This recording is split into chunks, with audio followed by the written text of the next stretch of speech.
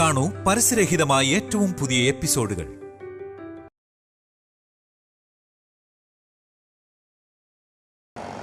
ഈ കല്യാണം നടന്ന അവളുടെ ലൈഫ് ഒരിക്കലും നന്നാവില്ലടാ.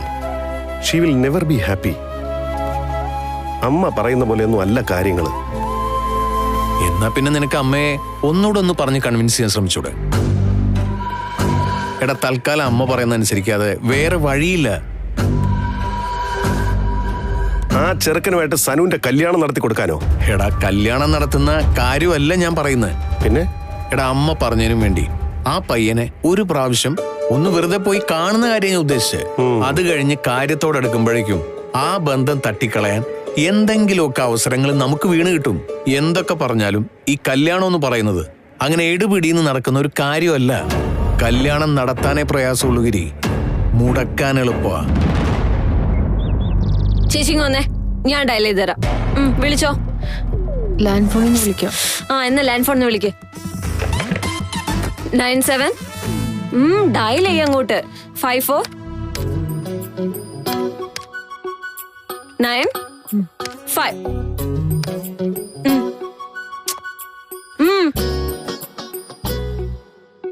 കോള് പോയോ? ഇതാ നമ്പറാണല്ലോ. ഏത്? ഞാൻ നേരത്തെ വിളിച്ചില്ലേ, ആ ശ്രീനിഷിന്റെ വീട്ടിലെ. എടുക്ക്. ഇങ്ങോട്ട് കോള് വരുന്നു. എടുക്ക് നീ. ഹലോ. ഹലോ. യെസ്. ആക്ച്വലി നേരിട്ട് കണ്ട് മുഖത്ത് നോക്കി പറയണമെന്ന് കരുതിയ കുറച്ച് കാര്യങ്ങളുണ്ടായിരുന്നു. അത് നടക്കാത്തതുകൊണ്ട് ഫോണിലൂടെ പറയാന്ന് വിചാരിച്ചു. ഓക്കെ. ശരിയാണ്, ഞങ്ങളുടെ ഭാഗത്തും ചെറിയ തെറ്റൊക്കെ ഉണ്ട്, ഇല്ലെന്ന് പറയുന്നില്ല. പക്ഷേ കാര്യങ്ങൾ ഈ അവസ്ഥയിൽ കൈവിട്ടു പോയതിന് നമ്മുടെ രണ്ടു കൂട്ടരും ഒരുപോലെ കാരണക്കാരല്ലേ? ചെറിയ തെറ്റോ? അല്ലാതെ പിന്നെ നിങ്ങൾ തന്നെ ഒന്ന് ആലോചിച്ച് നോക്കി മനസ്സിലാവില്ലേ? സംഭവിച്ചൊരു നിസ്സാരമായിട്ടുള്ള കാര്യല്ലേ, അതിനോട് നിങ്ങൾ ഇങ്ങനെ ഓവർ റിയാക്ട് ചെയ്യേണ്ട ആവശ്യമേ ഇല്ല. നിസ്സാര കാര്യോ? കണ്ടില്ലേ, ഇതാ കുഴപ്പം. അതെ, അറിയാൻ മേലാന്ന് ചോദിക്കുക. നിങ്ങളൊരു കൊതുക് കുത്താൻ വന്നാലും ഒരു പാമ്പ് കൊത്താൻ വന്ന മാതിരിയാണ് നിങ്ങൾ റിയാക്ട് ചെയ്യാറ്.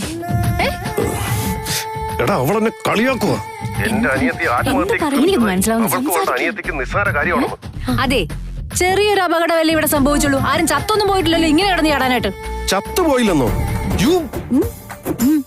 എടാ, അവള് പറയുന്ന കേട്ടോ, നിങ്ങളെ ഒന്നും മനുഷ്യഗണത്തിൽ കൂട്ടാൻ പറ്റില്ല. ഇതുപോലൊരു കാര്യത്തിനെ ഇത്ര നിസ്സാരമായി കാണാൻ മനുഷ്യത്വം ഉണ്ടെങ്കിൽ നിങ്ങൾക്ക് കഴിയില്ല. എടി, ഇയാൾക്ക് വട്ടാ. എന്താ നമ്മൾ എന്തോ ബുൾഡോസറായിട്ട് കാർ വീടൊക്കെ ഇടിച്ച് തകർക്കുന്ന മാതിരി പറയുന്നത്. ഇനി ഒരു 5 ഡയലോഗും കൂടെ കച്ചിട്ട് ഫോൺ കട്ട് ചെയ്തേക്ക്. അതെ, നിങ്ങൾ കുടുംബക്കാരെല്ലാരും കൂടെ ഏതെങ്കിലും നല്ലൊരു മനോരോഗ വിദഗ്ധനെ പോയി കാണുന്നത് നല്ലത്. അല്ലെങ്കിൽ ഞാൻ നേരിട്ട് കാണാൻ വരാൻ ഞാൻ നന്നായി, ഇല്ലെങ്കിൽ എനിക്കൂടെ വട്ടായി പോയനെ. അടിപൊളി, എനിക്ക് ഒരുപാട് ഇഷ്ടമായി. എന്ത് പെണ്ണാടാ ഇവള്? ഇപ്പൊ ചേച്ചിക്ക് എന്ത് തോന്നുന്നു? വിളിക്കണ്ടായിരുന്നോ അതോ വിളിച്ചത് നന്നായിരുന്നോ? ഒരു മഴ പെയ്ത് തോർന്ന പോലെ ഉണ്ട്. എന്തായാലും എന്റെ ജീവിതത്തിൽ ആദ്യമായിട്ടാ എന്റെ ചേച്ചി ഇങ്ങനെ ആരോടെങ്കിലും സംസാരിക്കുന്നത് ഞാൻ കാണുന്നത്. അതിന് ഞാൻ സംസാരിച്ചല്ലോ, നീ എന്നെ കൊണ്ട് സംസാരിപ്പിച്ചതല്ലേ. ആയിക്കോട്ടെ, പക്ഷെ ഇനിയെങ്കിലും ചേച്ചി ദേഷ്യപ്പെടേണ്ട സ്ഥലത്ത് ദേഷ്യപ്പെടണം. എന്നാലും എന്തൊരു മനുഷ്യനടി, കാറിന്റെ അറ്റം ഇത്രയും തട്ടിയാൻ ഇത്രയൊക്കെ സംസാരിക്കേണ്ട ആവശ്യമുണ്ടോ? ശരി, അയാളുടെ അടുത്ത് ഇത്രയെങ്കിലും സംസാരിച്ചില്ലായിരുന്നെങ്കിൽ എന്റെ മനസ്സിൽ ഇതെല്ലാം കൂടെ കിടന്ന് വിങ്ങി പൊട്ടിയേനെ. Exactly, I know that. ഇന്ന് സാനിയ നമ്പ്യാരുടെ സ്റ്റുഡിയോ പോയപ്പോഴും ഈ സെയിം ഫ്രസ്ട്രേഷൻ ഞാൻ അനുഭവിച്ചതാ. ശ്രീയേട്ടൻ വന്നോട് മാത്രം എനിക്ക് ഇവിടുന്ന് മനസ്സമാധാനത്തോടെ വരാൻ സാധിച്ചത്.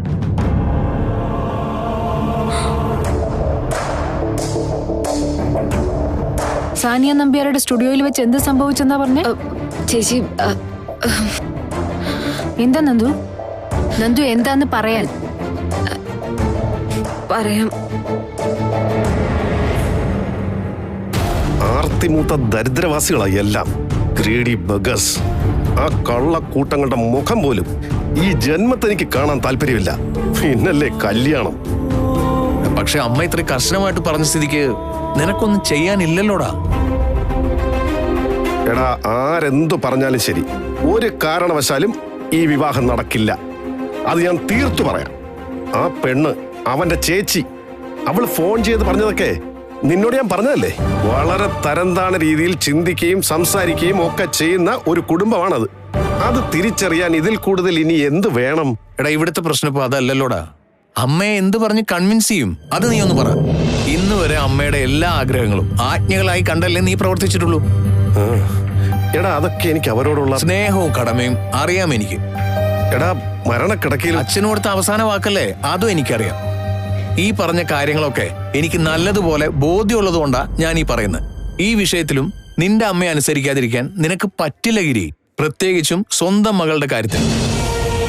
ഇല്ലടാ, ഇക്കാര്യത്തിൽ ആദ്യമായി അത് സംഭവിക്കാൻ പോവാ. സത്യത്തിൽ അമ്മയെ പറഞ്ഞ് കൺവിൻസ് ചെയ്യുന്ന കാര്യം എളുപ്പമായി എന്ന് വേണം പറയാൻ. ഇന്ന് നടന്ന കാര്യങ്ങളൊക്കെ അമ്മയോട് ഞാൻ പറഞ്ഞു കഴിയുമ്പോ അമ്മയുടെ ദേഷ്യം ഏതറ്റം വരെ പോകുമെന്ന് നീ കണ്ടോ? എല്ലാം കേട്ടിട്ട് അവനെയും അവന്റെ കുടുംബത്തെയും അമ്മ എണ്ണിക്കാതിരുന്നാൽ ഭാഗ്യം. നീ നോക്കിക്കോ. ഒന്നും നോക്കാനില്ല ഗിരി. നമ്മൾ ഇങ്ങനെയൊക്കെ ഓവർ റിയാക്ട് ചെയ്യേണ്ട കാര്യമുണ്ടോ? ഉണ്ടോ? അവരെങ്ങനെയുള്ളവരോ ആയിക്കോട്ടെ, ആ പയ്യനെ സനൂന് നന്നായിട്ട് അറിയാവുന്നതല്ലേ. And she loves him. പിന്നെ കല്യാണം നടത്തുന്നതിന് എന്താ ഇത്ര തടസ്സം? ഓരോ മനുഷ്യനും ഓരോ തരക്കാരല്ലേ ഗിരി. ദേഷ്യം വന്നാലും സന്തോഷം വന്നാലും അവരവരുടെ സ്വഭാവത്തിനനുസരിച്ചല്ലേ അത് പ്രകടിപ്പിക്കുന്നത്. അതിന് നമ്മൾ അങ്ങനെ മനസ്സിലാക്കിയ പോരെ? നോ, അങ്ങനെ അല്ല അമ്മേ. ഞാൻ പറഞ്ഞത് അമ്മയ്ക്ക് ഇതുവരെ മനസ്സിലായിട്ടില്ല. പണം മോഹിച്ച അവർ ഈ ബന്ധത്തിനിറങ്ങി പുറപ്പെട്ടിരിക്കുന്നത്. അവിടെയാണ് പ്രശ്നം. നീ എന്തിനാ അവരെ നമുക്കൊപ്പത്തിനൊപ്പമായിട്ട് ഒപ്പിക്കാൻ നിൽക്കുന്നത്? സത്യത്തിൽ അതല്ലേ പ്രശ്നം? അവരൊക്കെ മിഡിൽ ക്ലാസ്സിൽപ്പെട്ട ആളുകളാണ്. അങ്ങനെയുള്ളവർക്ക് പണത്തിനോട് ആഗ്രഹം തോന്നുന്നത് വളരെ സ്വാഭാവികം മാത്രമാണ്. അയ്യോ അമ്മേ, അമ്മ കരുതുന്ന പോലെ അല്ല. കച്ചറ കൂട്ടങ്ങളവര്. ഗിരി, നീ ആദ്യം ഒന്ന് കൂളാവ്. നീ എന്തിനാ ഇങ്ങനെ BP കൂട്ടുന്നേ? അമ്മേ, അവന്റെ ചേച്ചിയുടെ വർത്തമാനം കേട്ടപ്പോഴേ എനിക്ക് ബോധ്യപ്പെട്ടതാ. ഞാനായതുകൊണ്ടാ ക്ഷമിച്ചത്.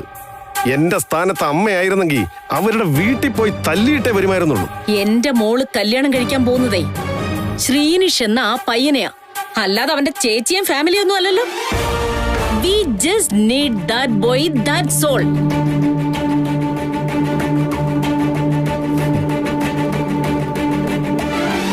അമ്മേ, ആ പയ്യന് നമ്മുടെ സനുവിനോട് പ്രേമവും സ്നേഹവും ഒന്നുമില്ലമ്മേ.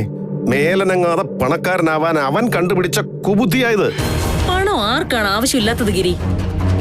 കട്ടുമുടിക്കാനാ അമ്മേ അവൻ ഇങ്ങോട്ട് വരാൻ ശ്രമിക്കുന്നത്. അങ്ങനെയാണെങ്കിൽ അവന് കട്ടുമുടിക്കാനുള്ള അവസരം നമ്മൾ കൊടുക്കാതിരുന്നാ പോരെ? തീർന്നില്ലേ പ്രശ്നം?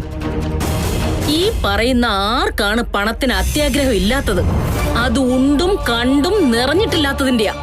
നമ്മൾ അവർക്കത് അറിഞ്ഞു കൊടുക്കുക വേണ്ടത്. അങ്ങനെ ആവുമ്പോഴേ അങ്ങനെ കട്ടുമുടിക്കേണ്ട ആവശ്യം വരത്തില്ലല്ലോ. അമ്മേ, ഞാൻ പറയുന്നത് അമ്മ ഒന്ന് കേൾക്കണം പ്ലീസ്. നമ്മൾ ഈ എടുക്കാൻ പോകുന്നതേ ഒരു തെറ്റായ തീരുമാനമാണ്. നമ്മുടെ സനു ആ വീട്ടിൽ ഒരിക്കലും ഹാപ്പി ആയിരിക്കില്ല അമ്മേ. എന്തിനാ ഗിരി ഇങ്ങനെ തർക്കിക്കുന്നത്? നീ എന്തിനാ ഇങ്ങനെ വാശി പിടിക്കുന്നതെന്ന് എനിക്ക് മനസ്സിലാവുന്നില്ല. അമ്മേ, എന്റെ മോൾക്ക് ആ പയ്യനോട് പ്രണയമാണ്. അവനെ കല്യാണം കഴിക്കാൻ അവൾ ആഗ്രഹിക്കുന്നുണ്ട്. എനിക്ക് പ്രധാനം എന്റെ മോളുടെ സന്തോഷം മാത്രമാ. ഒട്ടും വച്ച് താമസിപ്പിക്കണ്ട. ഉടനെ തന്നെ നീ ശ്രീനിഷിന്റെ വീട്ടിൽ പോണം. കല്യാണക്കാര്യം സംസാരിച്ച് തീരുമാനിക്കുകയും വേണം. ഇനിയും നീ അത് ചെയ്യാൻ കൂട്ടാക്കാതിരുന്ന എന്റെ മോളുടെ കല്യാണാലോചനയുമായി ആരെയും ബുദ്ധിമുട്ടിക്കാതെ ഞാൻ പൊയ്ക്കോളാം.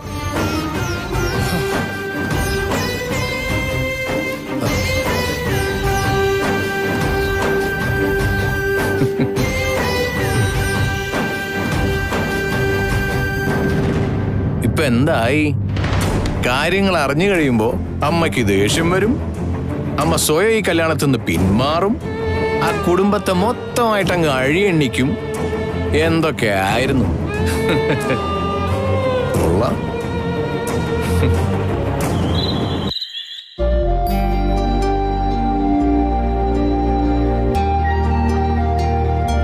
സുമി,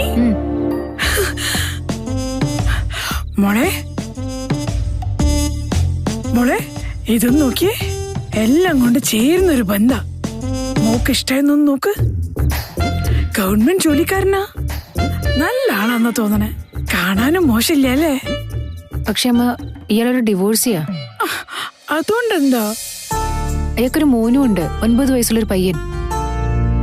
ഇങ്ങനെ അങ്ങ് ചകഞ്ഞു നോക്കാൻ നിന്ന എങ്ങനെയാ സുമി ശരിയാവാ? ചെറിയ വിട്ടുവീഴ്ചകൾ നമ്മുടെ ഭാഗത്തൊന്നും വേണ്ടേ?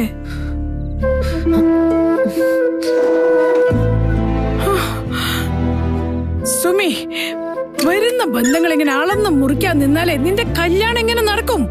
അതെന്താ നീ ആലോചിക്കാത്തെ? എന്താ നിന്റെ മനസ്സിലിരിപ്പെന്ന് എനിക്ക് മനസ്സിലാവണേ ഇല്ല. വയസ്സ് 35.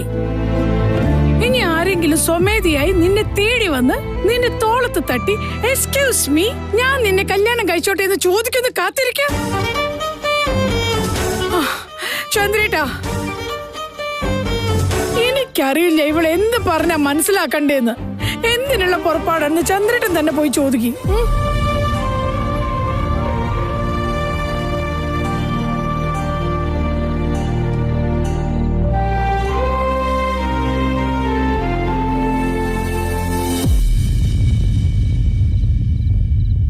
അമ്മ പറഞ്ഞതൊക്കെ നീ എന്തിനാ ഇങ്ങനെ മനസ്സിലേക്ക് ഏറ്റെടുക്കാൻ പോകുന്നത്?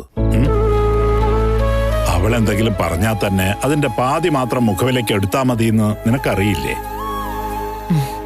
വിട്ടുകളഞ്ഞേക്ക് മോളെ. സ്വന്തം ജീവിതത്തിലേക്ക് കടന്നു വരാൻ പോകുന്ന ആളെക്കുറിച്ച് എന്റെ മോളുടെ സങ്കല്പങ്ങൾ എന്തൊക്കെയാണ്? പറ, കേൾക്കട്ടെ. എന്താ മിണ്ടാതിരിക്കുന്നേ? എനിക്കങ്ങനെ പ്രത്യേകിച്ച് സങ്കല്പങ്ങളൊന്നും ഇല്ല അച്ഛാ. അത് നോണ. ഭർത്താവാകാൻ പോകുന്ന ആളെക്കുറിച്ച് നിന്റെ മനസ്സിലുള്ള സങ്കല്പങ്ങൾ നീ ഒരിടത്ത് എഴുതി വെച്ചിട്ടുണ്ടല്ലോ. അച്ഛനിപ്പോ വരാം.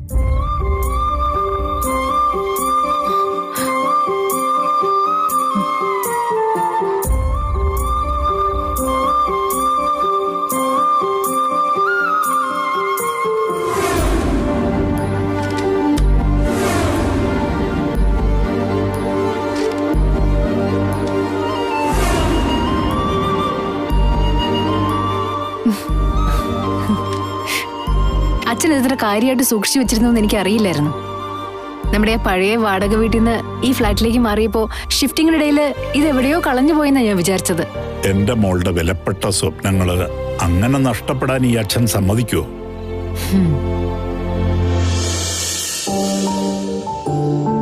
കണ്ണെത്താ ദൂരത്തോളം പച്ച പരവതാനി വിരിച്ച പുൽമേട്, അതിന്റെ അറ്റത്ത് നിന്ന് മുകളിലേക്ക് പടരുന്ന നീലാകാശം. നോക്കി നിൽക്കെ മേഘങ്ങൾ വഴിമാറി. ഓരോ പുൽക്കൊടിത്തൊമ്പിലും പൂവിടരുകയായി. മേഘരൂപനായി ഒരു ഗന്ധർവൻ ഭൂമിയിലേക്ക് ഇറങ്ങി വന്നു. കാത്തുനിന്ന പെൺപൂവിനടുത്തേക്ക് മെല്ലെ മെല്ലെ നടന്നു. തന്നെ സ്നേഹിക്കുന്ന അവൾക്ക് വേണ്ടി ദേവലോകം വിട്ട് അവൻ ഇറങ്ങി വന്നു. ഭൂമിയിലെ ആ പ്രണയത്തിനുമേൽ കാലം വേനലും മഴയുമായി പെയ്തു. ഇത്രയും മനോഹരമായ സ്വപ്നം കാണാനുള്ള മനസ്സ് നിനക്കുണ്ടെങ്കിൽ എന്തുകൊണ്ട് നിനക്കതിൽ വിശ്വസിക്കാൻ പറ്റുന്നില്ല മോളെ? നിന്റെ സ്വപ്നം നിന്നെ കൈവിടില്ല. നിന്നെ ആത്മാർത്ഥമായി സ്നേഹിക്കാനും നിന്റെ കൈ മുറുകെ പിടിക്കാനും ഒരു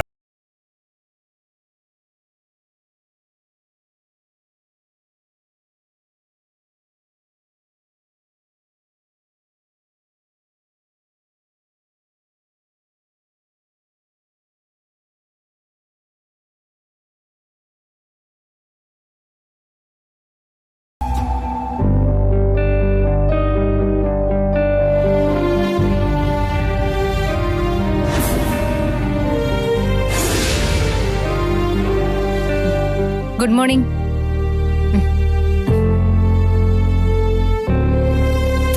എന്താടാ ഈ തുണിയൊക്കെ ഇങ്ങനെ വാരി വലിച്ചിട്ടിരിക്കുന്ന എന്തിനാ? ഇതൊക്കെ നിനക്കൊന്ന് അടുക്കിപ്പറക്കി വെച്ചൂടെ? ചെയ്യാം. എത്ര പറഞ്ഞാലും കേക്കില്ല. നീ അവിടെ ഇങ്ങനെ തന്നെയാണോ? അതൊന്നും നിന്റെ ഫ്രണ്ട്സ് ആണോ ഇതൊക്കെ ചെയ്തു തരുന്നത്? ഈ സാനിയ നമ്പ്യാരുടെ സ്റ്റുഡിയോയിൽ വെച്ച് എന്തായിരുന്നു സംഭവം? അല്ല, നന്ദു അവിടെ ഇരുന്ന് എന്തോ പറയുന്നുണ്ടായിരുന്നു. നീയും സാനിയ നമ്പ്യാരും തമ്മിൽ എന്തോ വഴക്കുണ്ടായി അല്ലേ? അതിന്റെ കാര്യം ഞാൻ ചോദിച്ചത്. അതോ? അതങ്ങനെ കാര്യമായിട്ടൊന്നുമില്ല. ഇനി വഴക്കുണ്ടായെങ്കിൽ തന്നെ അതിനെന്നെ കുറ്റപ്പെടുത്താൻ പറ്റുമോ? അല്ല, ചേച്ചിയുടെ അല്ലേ അനിയൻ. ആഹാ, മോനെ അത് കൊള്ളാലോ. അപ്പൊ ഞാനാണോ നിന്നെ വഴക്കുണ്ടാക്കാൻ പഠിപ്പിച്ചത്? പിന്നല്ലാതെ. എല്ലാ കാര്യങ്ങളും ചേച്ചിയെ കണ്ടുപഠിക്കുന്നു എന്നല്ലേ ഇവിടെ എല്ലാരും പറയുന്നേ. ഒന്ന് പോടാ. ഞാൻ ആരോട് ഒരിക്കലും വഴക്കുണ്ടാക്കാൻ അങ്ങോട്ട് ചെല്ലാറില്ല. അതെ. എന്നിട്ടാണോ ഇന്നലെ ചേച്ചി ഫോണിൽ ആരോട് ചൂടായത്? നിന്നോട് ആരാത് പറഞ്ഞേ? അതൊക്കെ ഞാൻ അറിഞ്ഞു. നന്ദുനിയെ വെച്ചിട്ടുണ്ട്. അവളാ എന്നെ കൊണ്ട് അതൊക്കെ ചെയ്യിപ്പിച്ചത്. എന്നിട്ടിപ്പൊ ഞാൻ അത് ചെയ്തെന്ന് എല്ലാവരുടെ പറഞ്ഞു നടക്കുക കള്ളി. എന്താണേലും ആ പാവപ്പെട്ടവന് വയറ് നിറച്ച് കിട്ടിയെന്ന് പറഞ്ഞാ മതി. പാവപ്പെട്ടവൻ അയാള് ഒരർത്ഥത്തിലും അയാൾക്ക് ആ പേര് ചേരില്ല മോനെ. ഇതുപോലെ പണക്കൊഴുപ്പിന്റെ അഹങ്കാരമായിട്ട് നടക്കുന്ന ഒരാളെ ഞാൻ ഈ ലോകത്ത് കണ്ടിട്ടില്ല. ഒരു അഹങ്കാരമില്ലാത്ത ഒരാള്. എന്തോ ചേച്ചി ഇതോടെ ഒന്ന് മടക്കിതാ. കൊറേ എണ്ണ ആ അലമാരിക്കകത്ത് വെച്ചിട്ടുണ്ട്, ഒന്നും മടക്കി വെച്ചിട്ടില്ല. നീ ഇതെല്ലാം കൂടെ ഒരു കാര്യം ചെയ്യും, പ്രാക്ടീസ് ചെയ്യും, മടക്കി പഠിക്കും. എനിക്ക് വേറെ പണിയുണ്ട്.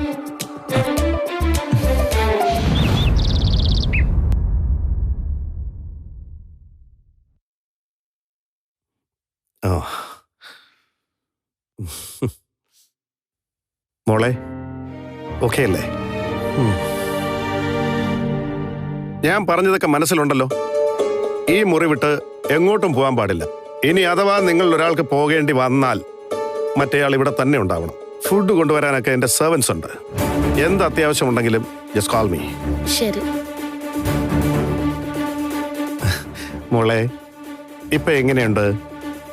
How do you feel? ക്ഷീണമൊന്നുമില്ലല്ലോ? ഓക്കെ അല്ലേ? No, I'm not okay. എങ്ങനെ ഓക്കെ ആവാനാ? ഇപ്പോഴും ഹോസ്പിറ്റലിൽ കിടക്കുന്ന പോലെ തന്നെ എനിക്ക് തോന്നുന്നത്. അതെന്താ അങ്ങനെ പറയുന്നേ? അല്ലാതെ പിന്നെ ഞാൻ എന്താ പറയേണ്ടത്? എന്റെ മുറി ഹോസ്പിറ്റൽ റൂം ആക്കി മാറ്റിയില്ലേ ഏട്ടൻ? അങ്ങനെ പറയല്ലേ മോളെ. ആരോഗ്യം വീണ്ടെടുക്കുന്നത് വരെ ഒരു ശ്രദ്ധയും കെയറും ഒക്കെ വേണ്ടതല്ലേ? അതിനിപ്പോ എന്റെ ആരോഗ്യത്തിന് എന്താ കുഴപ്പം? ഐ എം ഓൾറൈറ്റ് ചേട്ടാ. എന്റെ കാര്യത്തില് ഏട്ടൻ കാണിക്കുന്ന കെയർ കാണുമ്പോ എനിക്ക് ശ്രീയെ ഓർമ്മ വരുന്നേ. അല്ല, അമ്മ പറഞ്ഞ കാര്യം എന്തായി? എന്നാ ഏട്ട ശ്രീയുടെ വീട്ടിലേക്ക് പോന്നേ? കല്യാണക്കാരെ സംസാരിക്കാൻ പോണെന്ന് പറഞ്ഞത് പറഞ്ഞില്ലേ? മോളെ, ഞാൻ വിചാരിച്ച ഏട്ടൻ ഇന്ന് തന്നെ പോവില്ലേ? മോളെ, ഏട്ടൻ പറയുന്നത് മോളൊന്ന് ശ്രദ്ധിച്ച് കേൾക്കണം, ഓക്കെ? എടുത്തു ചാടി എതിർക്കാനൊന്നും നിൽക്കരുത്. ഓരോ കാര്യങ്ങൾ പറഞ്ഞ് നിന്നെ വിശ്വസിപ്പിച്ച് നിന്നോട് അടുക്കുന്നവരെ വളരെ സൂക്ഷിച്ചു വേണം നീ കൈകാര്യം ചെയ്യാൻ. അവരുടെ ഉദ്ദേശവും ലക്ഷ്യമൊന്നും നീ കരുതുന്ന പോലെ അത്ര നല്ലതായിരിക്കണമെന്നില്ല. നിന്റെ നിലയും വിലയും നീ കളയാൻ നിൽക്കരുത്. ഏട്ടൻ എന്തിനാ ഇപ്പൊ എന്നോട് ഇങ്ങനെയൊക്കെ പറയുന്നത്? ശ്രീനിഷിനെ പറ്റി നീ ഇനിയും വ്യക്തമായി മനസ്സിലാക്കാത്തത് കൊണ്ട് ഇതുപോലുള്ള ധാരാളം ഫ്രോഡുകളെ ഏട്ടൻ നേരിട്ട് കണ്ടിട്ടുണ്ട്. അതുകൊണ്ട് പറയാം മോളെ, മോളുടെ നല്ലത് മാത്രമല്ലേ ഏട്ടൻ ആഗ്രഹിക്കുള്ളൂ. ഇക്കാര്യത്തിൽ എന്റെ മോൾ എന്നെ വിശ്വസിച്ചേ പറ്റൂ.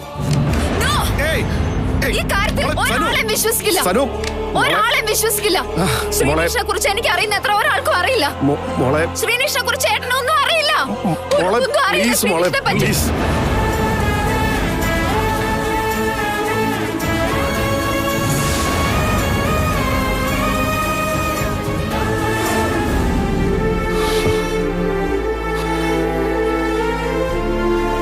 മോനെ, എന്താ അച്ഛാ? നിനക്കോ നിന്റെ അമ്മയ്ക്കോ ഒരിക്കലും അറിയാത്തൊരു രഹസ്യമുണ്ട്. എന്താ അച്ഛാ? എനിക്ക് വേറൊരു കുടുംബം കൂടി ഉണ്ടടാ. അച്ഛാ,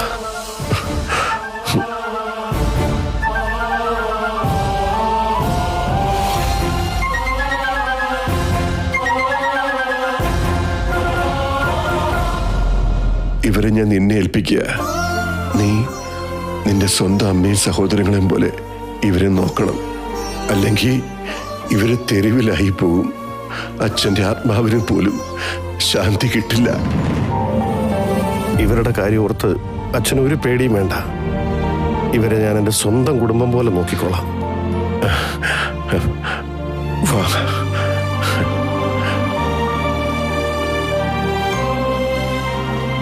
ഇന്നു മുതൽ ഈ കുഞ്ഞുങ്ങളുടെ എല്ലാ ആഗ്രഹങ്ങളും ഞാൻ നിറവേറ്റി കൊടുത്തോളാം അച്ഛ. അതിനുവേണ്ടി ജീവൻ കളയേണ്ടി വന്നാലും ശരി.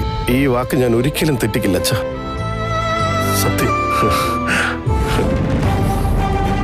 എന്തൊക്കെ എന്റെ ജീവിതത്തിൽ ഉണ്ടെന്ന് പറഞ്ഞാലും ശ്രീ എന്റെ കൂടെ ഇല്ലെങ്കിൽ ബാക്കി എല്ലാം ഉള്ളതും ഇല്ലാത്തതും ഒരുപോലെയാ. ഞങ്ങളുടെ കല്യാണം നടന്നേ പറ്റും. ഇല്ലെങ്കിൽ നിങ്ങൾ ആരും എന്നെ കാണില്ല. സീരിയസ് ആയിട്ടാ ഞാൻ ഈ പറയുന്നേ. ചേട്ടാ മനസ്സിലാവുന്നുണ്ടോ? പറയട്ടാ, ഞാൻ പറയുന്നൊക്കെ മനസ്സിലാവുന്നുണ്ടോ? പ്ലീസ് ചേട്ടാ, ശ്രീയുടെ വീട്ടിലോട്ട് പോണം. പോയാ മാത്രം പോരാ, ഞങ്ങളുടെ കല്യാണത്തിന്റെ കാര്യം ഫിക്സ് ചെയ്യണം. പ്രോമിസ് മീ ചേട്ടാ, പ്രോമിസ് മീ. ശ്രീയുടെ വീട്ടിലോട്ട് പോവും, ഞങ്ങളുടെ കല്യാണം തീരുമാനിക്കുന്നു. പ്രോമിസ് മീ ചേട്ടാ.